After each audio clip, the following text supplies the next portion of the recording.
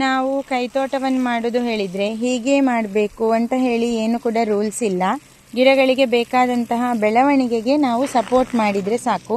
ಅದರಲ್ಲಿ ಈ ರೀತಿಯಾಗಿ ಕೆಲವು ಗಿಡಗಳು ಸಾಯ್ತದೆ ಕೂಡ, ಏನು ಮಾಡಲಿಕ್ಕೆ ಆಗೋದಿಲ್ಲ. ಇನ್ನೊಂದು ನಾನು ತೋರಿಸ್ತೇನೆ. ಇಲ್ಲಿ ನೀವು ನೋಡಬಹುದು, ಈಗ ನಾನು ನೀರು ಹಾಕ್ತಾ ಇರುವಂಥದ್ದು. ಇಲ್ಲಿ ಒಂದೆರಡು ತುಳಸಿ ಗಿಡ ಇದೆ, ಹಾಗೆ ಅಲಸಂಡೆ ಇದೆ, ಮತ್ತು ಮೇಲ್ಗಡೆ ನೋಡಿ ಬಸಳೆ ಗಿಡ ಇದೇ ಚಪ್ಪರಕ್ಕೆ ಹಬ್ಬಿಸಿದ್ದೇನೆ. ಸಣ್ಣ ಚಪ್ಪರ ಇದು.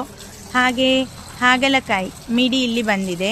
ಇನ್ನು ಇಲ್ಲಿ ಕೆಳಗಡೆ ತೋರಿಸ್ತೇನೆ ನೋಡಿ ನಿಮಗೆ. ಇಲ್ಲಿದೆ, ಇದು ಗೊತ್ತಿದೆ ಎಲ್ರಿಗೂ ಕೂಡ.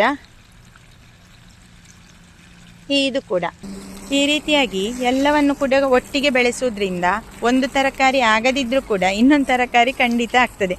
ಇದು ನಾವು ಕೆಲಸಕ್ಕೆ ಹೊರಗಡೆ ಹೋಗೋರು ಮನೆಯಲ್ಲಿ ಗಾರ್ಡನಿಂಗ್ ಮಾಡಬೇಕಾದ್ರೆ ಈ ಟಿಪ್ಪನ್ನು ನೀವು ಕೂಡ ಖಂಡಿತ ಫಾಲೋ ಮಾಡ್ಬೋದು.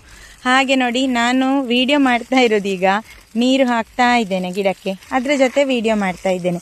ಈ ರೀತಿಯಾಗಿ ಎಲ್ಲ ಕೆಲಸಗಳನ್ನು ಒಟ್ಟೊಟ್ಟಿಗೆ ಮಾಡುವ ಕಾರಣ ನನಗೆ ಒಂದಿಷ್ಟು ಸಮಯವನ್ನು ಹೊಂದಿಸಿಕೊಳ್ಳಲಿಕ್ಕೆ ಕೂಡ ಸಾಧ್ಯ ಆಗ್ತದೆ.